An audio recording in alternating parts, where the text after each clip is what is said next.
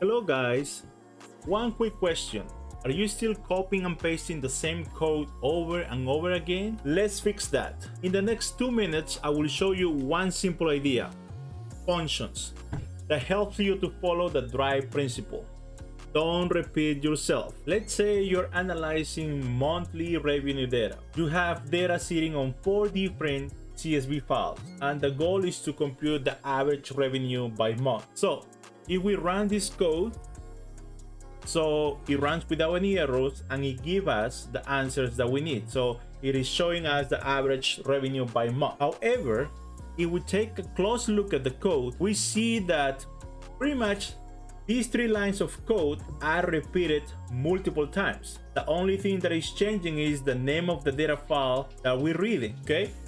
When it comes to coding, repeating yourself more than once is not efficient. Instead of repeating the same block of code multiple times, wrap the logic inside a function. A function lets you write the code once and reuse it as many times as you need. We can easily wrap the logic behind those 3 lines of code into a function. So it is a function that will allow us to perform those 3 lines of code. So first, it will read the data, then it will remove the dollar symbol from the revenue value, and then it computes the average. That is exactly what each of these 3 lines of codes are doing. Once the function has been defined, we can easily use it as follows. In this case, because we're working with 4 different CSV files, the easiest way it will be to define a list with the name of the CSV files that we want to analyze, and then use a for loop to